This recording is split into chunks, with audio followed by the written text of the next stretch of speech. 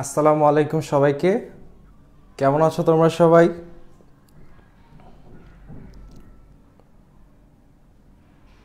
ইতি, রুহুল আমিন, মোমো, মাহিন, নিয়ামুল ঢালি, রূপক, রুহুল আমিন চলে এসেছে, অনেক ভালো আছি।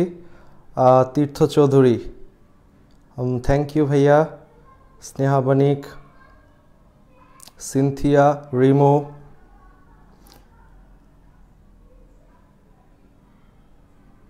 মৃদুল, শিশির আহমেদ রোহান, কেমন আছো ভাইয়া? আচ্ছা, তোমরা তোমাদের বন্ধুদেরকে একটু মেনশন করে দাও, কারণ আমরা সবাই জানি যে গত ক্লাসটায় ইন্টারনেট আমাদেরকে অনেক ডিস্টার্ব করেছিল, তো যে কারণে আসলে অনেকের একটু প্রবলেম হলেও হতে পারে পুরো জিনিসটা বোঝার জন্য। তো আজকের ক্লাসটা এমন হবে যে গত ক্লাসটাও মোটামুটি তোমাদেরকে প্রশ্ন জিজ্ঞাসার মাধ্যমে গত ক্লাসের কনসেপ্টটাও ক্লিয়ার করব, এবং আজকে যেটা বলতেছিলাম যে আজকের ক্লাসটা যদি তোমরা মনোযোগ দিয়ে করো বা বুঝতে পারো, আমাদের বেসিক্সটা কিন্তু একদম দাঁড়ায় যাবে, এবং নেক্সট ক্লাস থেকে কিন্তু আমাদের ক্লাসটা দুইটা পার্টে ভাগ হয়ে যাবে। অর্থাৎ প্রথম অংশটা থাকবে আমাদের লেকচার পোর্শন, অর্থাৎ থিওরি, অর্থাৎ আমি তোমাদেরকে এক্সপ্লেন করব কোন বিষয়টা কিভাবে হয়, এবং তারপরের অংশটা থাকবে কি প্র্যাকটিক্যাল ল্যাব। সো আজকের কনসেপ্টটা কিন্তু খুব ভালোভাবে বুঝতে হবে, আর যদি সুযোগ হয় আজকেই আমি তোমাদেরকে ছোট একটা প্র্যাকটিক্যাল দেখানোর চেষ্টা করব। রাকিবুল ইসলাম, তামিম, আয়শা, স্বপন দাস, নাহিদা সুলতানা, আবির ভাইয়া, আগামীকাল কলেজে পদার্থবিজ্ঞান পরীক্ষা। রূপক, তারপরে আপনার ক্লাস করতেছি। Thank you so much Rupak, but তোমার যদি ফিজিক্সে খুব বেশি প্রবলেম হয় আজকের ক্লাসটা করার ফলে, তাহলে আমি বলবো তুমি ফিজিক্স পড়ো, আর যদি তুমি ম্যানেজ করতে পারো দুইটা তাহলে তো অসম। ইমরান ভাইয়া, ভালো আছি। এরশাদ, ওয়ালাইকুম আসসালাম। তো অনেকেই চলে আসছো, তো আমি আসলে আর কথা না বাড়ি, আজকে আমরা খুবই সিরিয়াস থাকবো। আমি শুধু তোমাদেরকে বলবো যে একটু ধৈর্যটা দরকার, আমি শুধু তোমাদেরকে বলবো একটু ধৈর্যটা দরকার, কারণ এই প্রোগ্রামিং ল্যাঙ্গুয়েজ শেখানোর জন্য আমি যেই সিকোয়েন্সটা তোমাদের জন্য থিঙ্ক করেছি, এটার ডিজাইনটা হচ্ছে এরকম: তুমি যখন শুরু করবে তোমার কাছে সব কিছু একটু ইন্টারেস্টিং মনে হবে, আবার একটু একটু একটু কমপ্লেক্স মনে হতে পারে, বাট যতই তুমি সামনে আগাবে অতই মনে হবে কি তুমি রাইট ট্র্যাকের মধ্যে আছো, তুমি মজা পাচ্ছ, তুমি আস্তে আস্তে সব কিছু বুঝতেছো। মানে ব্যাপারটা হয় না, অনেক সময় দেখা যায় কি আমরা লেকচার দিই, প্রথম ক্লাসে অনেক মজা পাওয়া যায়, আরে এত সহজ এত ইজি, তারপরে আস্তে আস্তে কঠিন হয়। বাট আমার ক্ষেত্রে তোমাদের সাথে হবে একদমই অপোজিট ঘটনাটা, ঠিক আছে? প্রথমে অনেকগুলো জিনিস একটু স্ক্যাটার্ড মনে হতে পারে, বাট যদি মনোযোগ দিয়ে করো, যদি মনোযোগ দিয়ে আমার হ্যান্ড নোটসগুলো ফলো করো, তাহলে কিন্তু অবশ্যই তোমার কাছে জিনিসগুলো কি সহজ মনে হবে। তো ওকে, আমি আর দেরি না করে শুরু করছি। তো সাউন্ডে যদি কোনো প্রবলেম থাকে বা অন্য কোনো যদি ইস্যুস থাকে, লেট মি নো। দেখা যাচ্ছে একটু দিকে হবে, কে যেন অনেক অ্যাংরি রিয়েক্ট দিতেছো। ভাই, এত রাগ করার কি আছে? এত সময় কেন নষ্ট করতেছো? ভালো লাগলে ক্লাস করো, না লাগলে করা দরকার নেই। এনিওয়েজ, আমরা আমাদের পড়া শুরু করতেছি। তো বিসমিল্লাহির রহমানির রহিম। প্রথমত আমি কিছু প্রশ্নের মাধ্যমে আজকের পড়াটা আগায় নিয়ে যাব, কারণ আমি জানি তোমাদের মধ্যে অনেকেই গত ক্লাসটা যে দুইটা ভাগে ভাগ হয়ে গেছিল লাইভটা কেটে যাওয়ার ফলে, সেই ক্লাসটা অনেকেই করেছো, এবং অনেকেই আমার হাতে তৈরি করা হ্যান্ড নোটসগুলো পড়েছো। তো তোমাদের কাছে আমার প্রশ্ন, সাপোজ আমি যদি একটা সি প্রোগ্রাম তৈরি করতে চাই, সাপোজ আমার সি প্রোগ্রামটার নাম যদি হয় টাস্ক, নাম দিয়ে যদি আমি একটা সি প্রোগ্রামের সোর্স কোড লিখতে চাই, তাহলে এই যে ফাইলটা আছে টাস্ক, এই নামে আমি একটা সোর্স কোড লিখতে চাই সি প্রোগ্রামিং ল্যাঙ্গুয়েজ ব্যবহার করে। তো এখন তোমার কাছে আমার প্রশ্ন যে এই টাস্ক ফাইলটা যদি সি প্রোগ্রামের সোর্স কোডে লিখতে চাই, তাহলে এই ফাইলটার এক্সটেনশন অর্থাৎ ফাইল নেম এক্সটেনশন কি হবে? তোমরা একটু কমেন্টসে জানাও। দুর্জয় পল সঠিক উত্তর, সুহাদা task.c সঠিক উত্তর, কাউসার সঠিক উত্তর, বিএমের মাকসুদ সঠিক উত্তর, মোহাম্মদ খান সঠিক উত্তর। চমৎকার ব্যাপার, তো তোমরা তো বলে ফেললা। আচ্ছা, এবারে আমি এই ফাইলটাকে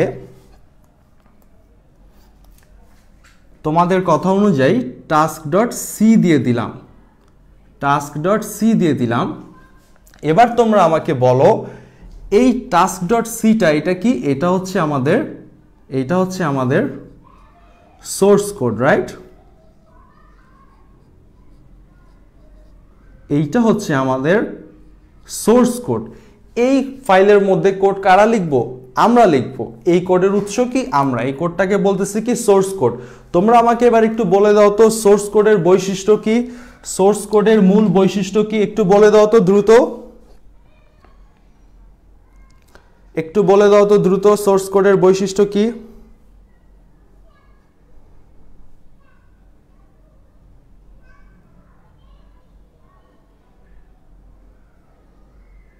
আচ্ছা, কেউ বলতেছো না সোর্স কোডের বৈশিষ্ট্য কি?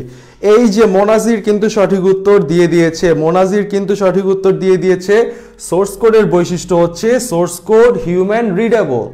একটা সোর্স কোড হিউম্যান রিডেবল, এটা মানুষ পড়তে পারে। আর মানুষ যা পড়তে পারে তা কি কম্পিউটার পড়তে পারে?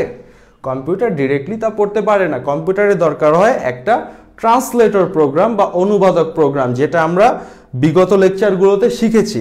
কিন্তু আজকের লেকচারের উদ্দেশ্য হলো শুধু তাই না, আমি একটু ডাস্টারটা নিয়ে আসি। আজকের লেকচারের উদ্দেশ্য হচ্ছে এই যে task.c একটা ফাইল, এই ফাইলটা হচ্ছে সোর্স কোডের ফাইল। সো এই ফাইলটাকে বলা যেতে পারে এটা হচ্ছে সোর্স কোডের ফাইল। কিন্তু এই task.c ফাইলটা এইটাকে কি কোনো সফটওয়্যার বলা যাবে? যারা যারা আমার হ্যান্ড নোটসটা পড়েছো তারা একটু উত্তর দাও তো। task.c একটা ফাইল, এই ফাইলটার মধ্যে আমি সোর্স কোড লিখেছি। এখন এইটাকে কি কোনো কারণে আমি সফটওয়্যার বলতে পারবো? আমিনা চৌধুরী নো, সঠিক উত্তর। এইটাকে সফটওয়্যার বলা যাবে না, ঠিক আছে? এইটা শুধুমাত্র কোড, ঠিক আছে? এইটা এখন একটা সোর্স কোড, সি প্রোগ্রামিং এর একটা সোর্স কোড, এই জন্য এটার ফাইল এক্সটেনশন .c, কিন্তু এটাকে কোনো ক্রমেই সফটওয়্যার বলা যাবে না। সো সফটওয়্যার হচ্ছে সেইটা যেটা কি মেশিন দিয়ে আমরা ডিরেক্টলি যেটা চালাতে পারি, আমাদের কম্পিউটার দিয়ে ডিরেক্টলি চালাতে পারি। সো সফটওয়্যার আমরা বলবো কাকে? সফটওয়্যার আমরা বলবো যখন এই task.c-টাকেই আমরা task.exe করতে পারবো। exe মানে কি? Executable file, right? এই ফাইলটা কি ডিরেক্টলি মেশিন দ্বারা এক্সিকিউটেবল, এবং এই .exe থাকলেই এটাকে বলা যেতে পারে যে এটা একটা সফটওয়্যার, ঠিক আছে? এটা একটা সফটওয়্যার, ঠিক আছে? তো এখন একটু মনোযোগ দিয়ে খেয়াল করি। সি ল্যাঙ্গুয়েজটা হচ্ছে একটা মিড লেভেল ল্যাঙ্গুয়েজ, রাইট? এবং সি ল্যাঙ্গুয়েজের একটা মজার ব্যাপার হচ্ছে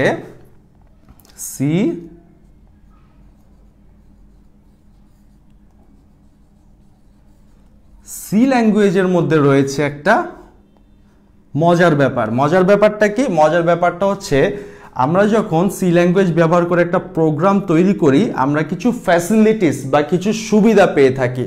এর মধ্যে সি ল্যাঙ্গুয়েজের মধ্যে যে সুবিধাটা আছে বা যে ব্যাপারটা আছে সেটা হচ্ছে কি একটা স্ট্যান্ডার্ড লাইব্রেরি আছে, ঠিক আছে?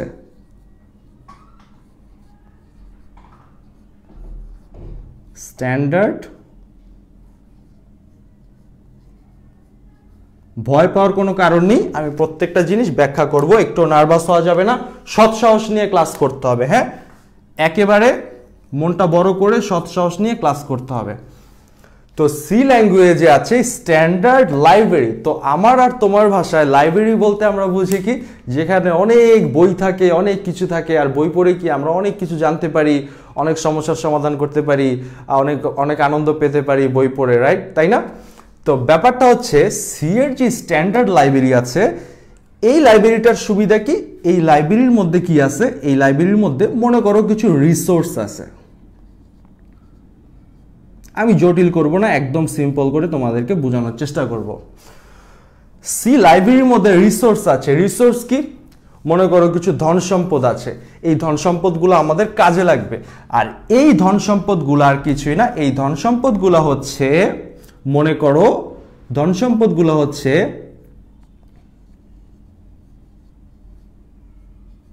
হেডার ফাইলস,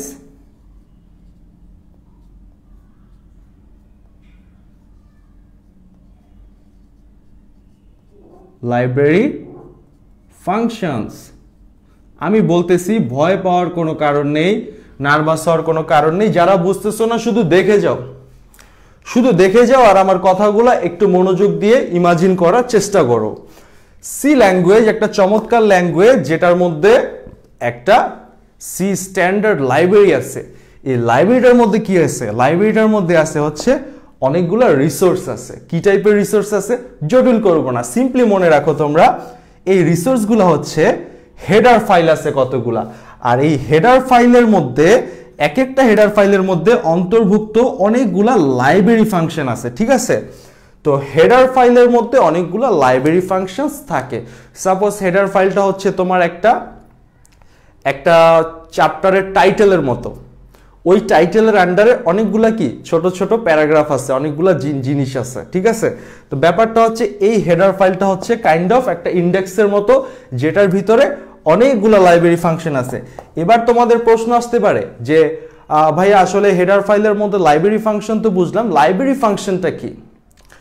লাইব্রেরি ফাংশনটা হচ্ছে তোমার এই যে সি প্রোগ্রামিং, আমরা যখন একটা কোড করব, সি ল্যাঙ্গুয়েজটা ব্যবহার করে যখন আমরা কোনো প্রোগ্রাম তৈরি করব, তখন সেই প্রোগ্রামে আমরা কিছু ফাংশনস ব্যবহার করব, যেই ফাংশনসগুলো আমরা নিজেরা কখনোই তৈরি করিনি, যে ফাংশনগুলো আগে থেকেই প্রিডিফাইন্ড, অর্থাৎ আগে থেকেই ডিফাইন করা ছিল, এবং কি বিল্ট ইন ফাংশন, যে ফাংশনগুলোকে আমরা ব্যবহার করতে পারি, ব্যবহার করে আমরা আমাদের ফাংশনের প্রসেস করে আউটপুটটার সুবিধাটা নিতে পারি। কিন্তু ওই ফাংশনটা আমাদের নতুন করে ডিজাইন করতে হয় না, ওগুলা কি প্রিডিফাইন্ড, অর্থাৎ আগে থেকেই উল্লেখ করা থাকে, ঠিক আছে? এই পর্যন্ত জটিল করা যাবে না, আরো সামনে যাব আরো ক্লিয়ার হবে।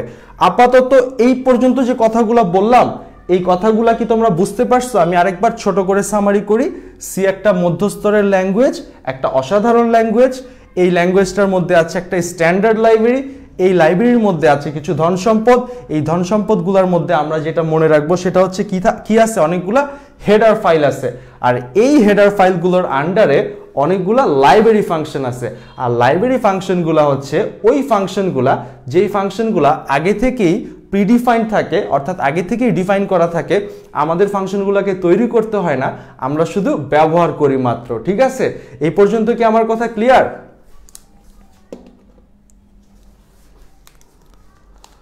ওকে, সুমন সূত্রধর ক্লিয়ার, শিমুল খান পলাশ ক্লিয়ার, ধন্যবাদ। Raju Ahmed clear, okay. Rakib Uddin Sarkar thank you. Swapan Das okay thank you. Arfa Hossain clear, okay. Taifur কি বলতেছে? হেডার ফাইল এখনো বুঝে নাই ভাইয়া। কেন হেডার ফাইল বুঝো নাই? আচ্ছা, একটু পরে আমরা আবার হেডার ফাইলে আসতেছি। তো এই নাইমা বলতেছে ক্লিয়ার, ওকে। তাইলে আমরা আর কমেন্টস না পড়ি, আবার আমরা একটু পড়াতে ফিরে যাই। তো এই পর্যন্ত যদি ক্লিয়ার থাকে, এইটাকে তোমার মস্তিষ্কের মধ্যে যে র্যামটা আছে না, ওই র্যামের একটা কর্নারে রেখে দাও। এটাকে নিয়ে এখন টানাটানি না করি, মস্তিষ্কে যে বাকি র্যামটা খালি আছে সেটা দিয়ে আমরা নতুন একটা কাজ করি। তো এবার আমরা প্রথমে যেভাবে লেকচারটা শুরু করেছিলাম, যে একটা সি প্রোগ্রাম লিখতে হলে আমাদের কি করতে হবে? একটা ফাইল তৈরি করতে হবে, আর এই ফাইলটার এক্সটেনশন থাকবে হচ্ছে কি .c।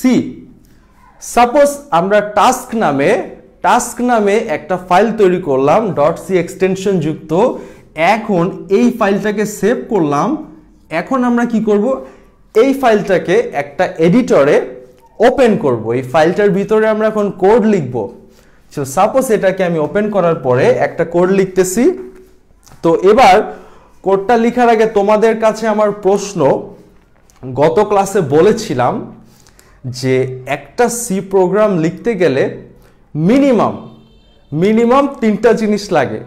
তোমাদের মধ্যে কে আমাকে এই উত্তরটা বলতে পারবা যে সেই 3টা জিনিস কি? একটা সি প্রোগ্রাম লিখতে গেলে মিনিমাম 3টা জিনিস লাগে।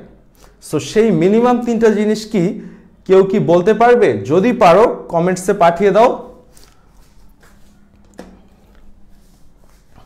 সুধা আক্তার 3টা, ফখরুল ইসলাম 3টা, ধন্যবাদ ভাইয়া। কিন্তু তোমরা কি একটু বলতে পারবা কি কি? এই যে ফরিদুজ্জামান সব সময় সঠিক উত্তর দেয়। ফরিদ, তোমাকে অনেক ধন্যবাদ। হেডার ফাইল, মেইন ফাংশন এবং মেইন ফাংশনের বডি। সো নাও এখন আমরা সেই জিনিসগুলা দিয়ে আমাদের এই ফাইলটার ভিতরে লিখব। সো আমরা লিখি। তো প্রথমে আমার কি করতে হবে? প্রথমে আমাকে হেডার ফাইলটাকে ইনক্লুড করতে হবে। সো ইনক্লুড করার জন্য আমাকে প্রথমে হ্যাশ দিতে হবে। হ্যাশ হচ্ছে প্রিপ্রসেসর ডিরেক্টিভ। একটু পরেই আমি ব্যাখ্যা করতেছি এটার কাজ কি, এটা কি করে। সো হ্যাশ দিয়ে আমি কি লিখলাম? ইনক্লুড। ইনক্লুড হচ্ছে একটা কমান্ড এবং আমরা কাকে ইনক্লুড করব? প্রথমে হেডার ফাইলকে ইনক্লুড করব, রাইট? তাহলে আমাদের সবার প্রিয় একটা হেডার ফাইল আছে যেটা খুবই গুরুত্বপূর্ণ, তাকে আমরা এর মাঝখানে ইনক্লুড করে দিব। সো আমি দুই পাশে দুইটা অ্যাঙ্গেল ব্র্যাকেট দিছি। অ্যাঙ্গেল ব্র্যাকেটের পরিবর্তে ডবল কোটেশনও দেওয়া যেতে পারে, সেই ব্যবহারগুলো আমি প্র্যাকটিক্যালি দেখানোর চেষ্টা করব। সো এখন আমি এখানে দিয়ে দিই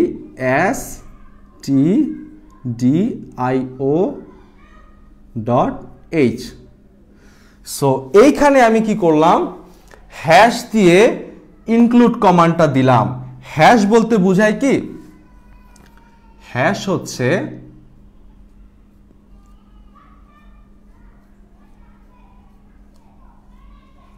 প্রিপ্রসেসর ডাইরেক্টিভ।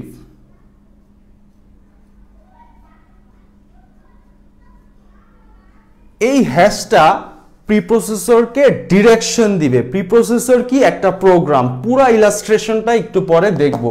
আপাতত আমরা বেশি কিছু মনে রাখবো না। আপাতত আমরা মনে রাখবো কি? হেডার ফাইল, আমাদের প্রোগ্রাম তৈরি করতে task.c-টাকে সম্পন্ন করতে যেই 3টা জিনিস লাগবে সেই 3টা জিনিসের একটা ডান। তো এখন সেকেন্ড কি লাগবে আমার? Wow, Zainul Abedin, preprocessor directive. Tamim Islam, তোমরা তো আগে থেকেই জানো, দারুণ তো। আচ্ছা, এবার বলো হেডার ফাইলের পরে কি লাগবে? একটু বলো তো তাড়াতাড়ি, কুইক কুইক।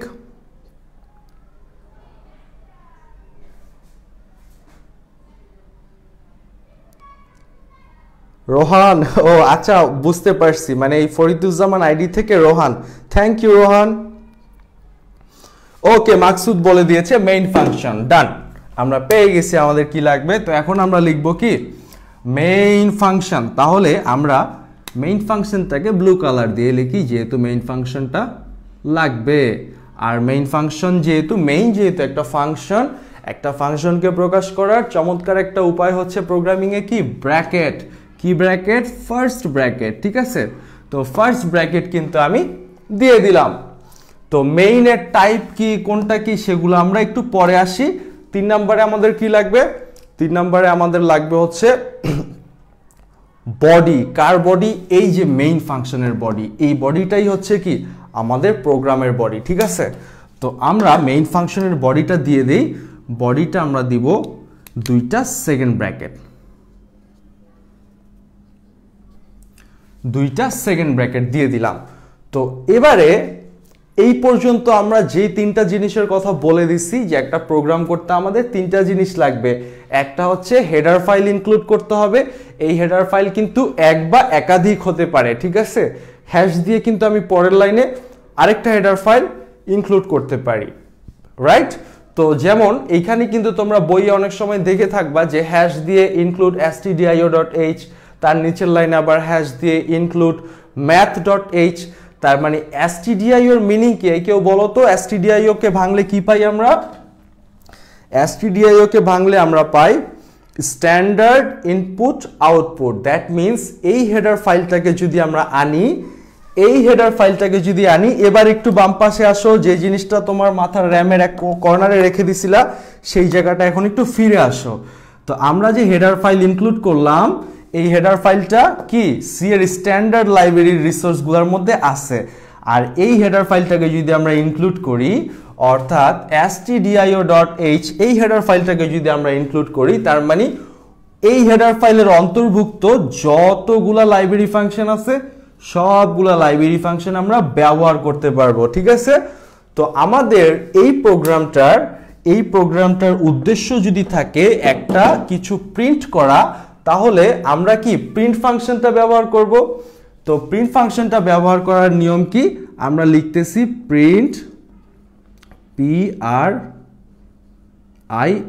প্রিন্ট, তারপরে F দিয়ে হচ্ছে ফাংশন, তারপরে এই যে ব্র্যাকেট, যেহেতু এটা একটা ফাংশন ব্র্যাকেট তো থাকবেই, তারপরে ব্র্যাকেট ক্লোজ করলাম, তারপরে এই যে সেমিকোলন দিয়ে দিলাম। তো এখন প্রিন্টের ভিতরে কোনো কিছু ছাপানোর উপায় কি, এই যে ফার্স্ট ব্র্যাকেটটা দিলাম না, এই ফার্স্ট ব্র্যাকেটের দুই পাশে দুইটা কোটেশন দিতে হবে, ডবল কোটেশন, এবং এই ডবল কোটেশনের মাঝখানে তুমি যা লিখবা সে তাই ছাপাবে। এটা কোনো ইংলিশ লেখা হইতে হবে এরকম কোনো কথা নাই। আমি যদি এখানে আমার নাম লিখি, এই নামও ছাপাবে, আমি যেটা লিখবো সেটাই ছাপাবে। আমি যদি ভালো কথা লিখি সেটা ছাপাবে, পচা কথা লিখলেও সেটা ছাপাবে। তো ঠিক আছে, তো আমরা এখন কি করলাম, আমরা একটা ফাংশন ব্যবহার করলাম। তো এবার তোমাদের মনে প্রশ্ন আসতে পারে যে ভাইয়া এইটা তো মেইন ফাংশনের ভিতরে আবার একটা ফাংশন কি করে আসলো। তো এইখানে মেইন ফাংশনটার মধ্যে দেখো সেকেন্ড ব্র্যাকেট আছে, অর্থাৎ এই যে পুরা জিনিসটা কিন্তু মেইন ফাংশনের বডির ভিতরে, এইটা হচ্ছে মেইন ফাংশন, আর এই দুইটা ব্র্যাকেট কিন্তু মেইন ফাংশনের পুরা ব্লকটাকে হোল্ড করতেছে। সো এই মেইন ফাংশনের ক্ষেত্রে আমরা কি করতেছি, মেইন ফাংশনটাকে আমরা তৈরি করতেছি। আমরা যে প্রোগ্রামটা বানাই না, বেসিক্যালি কি মেইন ফাংশনটা তৈরি করে কিন্তু বানাচ্ছি। তো এর ভিতরে যে প্রিন্টএফ আরেকটা ফাংশন, এই ফাংশনটাই হচ্ছে আমার হেডার ফাইলের অন্তর্ভুক্ত লাইব্রেরি ফাংশন। তাহলে stdio সাহেবকে আমরা এখানে বসিয়েছি, এর কারণ হলো এর অন্তর্ভুক্ত খুবই ইম্পর্টেন্ট লাইব্রেরি ফাংশন প্রিন্টএফ এবং স্ক্যানএফ, এগুলোকে যেন আমরা ব্যবহার করতে পারি। এই পর্যন্ত কি ক্লিয়ার? তাহলে প্রিন্টএফটা কি, প্রিন্টএফটা হচ্ছে একটা লাইব্রেরি ফাংশন, এবং প্রিন্টএফটা কোন হেডার ফাইলের লাইব্রেরি ফাংশন, stdioh, এটা কিন্তু মনে রাখতে হবে।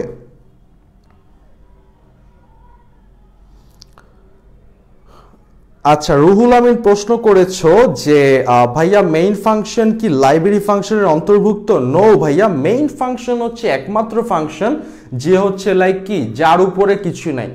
এবং একটা সি প্রোগ্রামিং এর বৈশিষ্ট্য হচ্ছে একটা সি প্রোগ্রামিং এর অবশ্যই মেইন ফাংশন থাকতে হবে। কোনো একটা সি প্রোগ্রাম তুমি বানাতে পারবে না যেটার মধ্যে মেইন ফাংশন নাই। এবং এইটা কেন জানো? কারণ একটা প্রোগ্রামের এক্সিকিউশন মেইন ফাংশন থেকে শুরু হয়। তো আমি একটু পরে ব্যাপারটাকে বলতেছি। তো আপাতত এই পর্যন্ত কি বুঝছো কিনা? রেহানা আহমেদ ক্লিয়ার বোঝাতে চেয়েছো তুমি। আচ্ছা, তাহলে আরিফ হোসেন রাফি বলতেছে কোনটা মনে রাখবো, কিভাবে পরীক্ষা আসবে বুঝতেছি না। দেখো, তোমাদের একটা প্রবলেম হচ্ছে তোমরা সবাই আগেই পরীক্ষার কথা চিন্তা করো। আচ্ছা, তোমরা পরীক্ষায় বীজগণিত করো, তোমরা পরীক্ষায় অনেক রকম ত্রিকোণমিতি করো, অনেক কিছু করো, হায়ার ম্যাথ করো, কনিক্স করো। তো তোমাদের ব্যাপারটা হচ্ছে এই যে তোমরা পরীক্ষা দাও, এই পরীক্ষার মধ্যে তোমরা যদি ABCD না জানো, তোমরা যদি 1 2 3 4 না জানো, তোমরা কি জানবা যে প্রশ্ন কিভাবে অ্যান্সার করতে হবে? আমি তোমাদেরকে বেসিক্সটা এমনভাবে শক্ত করতে চাচ্ছি যেন তোমাদের বইয়ের যেই প্রোগ্রামই দেখো তোমাদের কোনো ভয়ই না লাগে, তোমরা যে কোনো প্রোগ্রাম দেখে বুঝে ফেলতে পারো যে প্রোগ্রামটা কি করা হয়েছে। বাই দ্য ওয়ে, তোমাদেরকে আমি একটা ঘটনা শেয়ার করি। সেটা হচ্ছে যে ঘটনা না, মানে একটা টিপস দেই। সেটা হচ্ছে তুমি কয়টা প্রোগ্রাম করতে পারো এইটা বড় কথা না, প্রোগ্রাম যে কোনো প্রোগ্রাম দেখলে তুমি বুঝতে পারো এটাই বড় কথা, ঠিক আছে? কারণ প্রোগ্রাম তো তৈরি করবে একটা সমস্যার সাপেক্ষে, তাই না? ওই সমস্যাটা ডিজাইন করা হচ্ছে কঠিন, প্রোগ্রাম করা কোনো কঠিন না।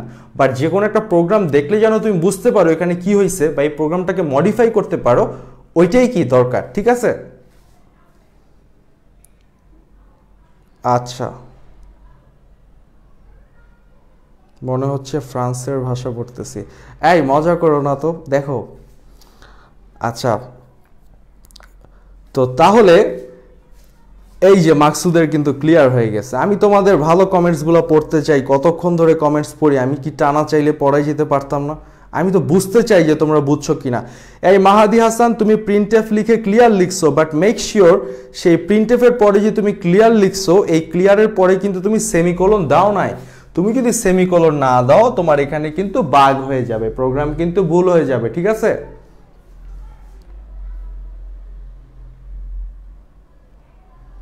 আচ্ছা ঠিক আছে, সবাই ক্লিয়ার।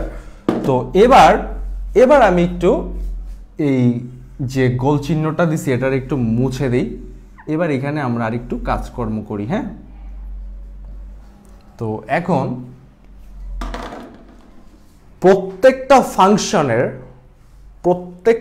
ফাংশনের একটা রিটার্ন ভ্যালু থাকতে পারে, থাকতেও পারে নাও থাকতে পারে, বাট মেইন ফাংশনের রিটার্ন ভ্যালু, মেইন একটা ফাংশনের রিটার্ন ভ্যালু, আচ্ছা রিটার্ন ভ্যালুটা কি?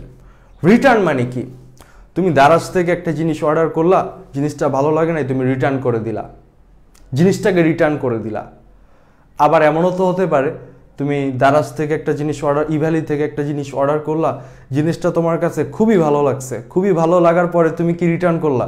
একটা রিভিউ দিলা যে জিনিসটা খুব ভালো ছিল, যেমনটা ছবিতে দেখাইছিল জিনিসটা তেমনটাই ছিল। তো এর ব্যাপারটার মানে কি?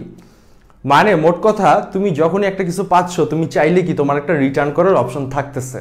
সো দ্যাট মিনস তুমি যখন একটা পণ্য কিনতেছো, তুমি এদেরকে একটা ভালো ফিডব্যাকও দিতে পারো, একটা খারাপ ফিডব্যাকও দিতে পারো, আবার ফিডব্যাক নাও দিতে পারো। But the thing is, main function হচ্ছে একটা ফাংশন যেটার একটা রিটার্ন ভ্যালু থাকতে পারে। মেইন ফাংশনের রিটার্ন ভ্যালু শুধু থাকতে পারে না, মেইন ফাংশনের একটা রিটার্ন ভ্যালু থাকতে হবে। আমরা মেইন ফাংশনের একটা রিটার্ন ভ্যালু থাকাবো। কেন থাকাবো আমি বলি ব্যাপারটা। একটা প্রোগ্রামের যখন এক্সিকিউশন শুরু হয়, তোমরা তো পড়ছো না, এই যে control unit, logical arithmetic unit, processor, এই জিনিসটাই তো একটা প্রোগ্রাম বা সফটওয়্যারের ভিতরে সমস্ত এক্সিকিউশন করে থাকে, রাইট? তো সবসময় একটা প্রোগ্রাম যখন রান হয়, কন্ট্রোলটা প্রথমে মেইনকে খুঁজে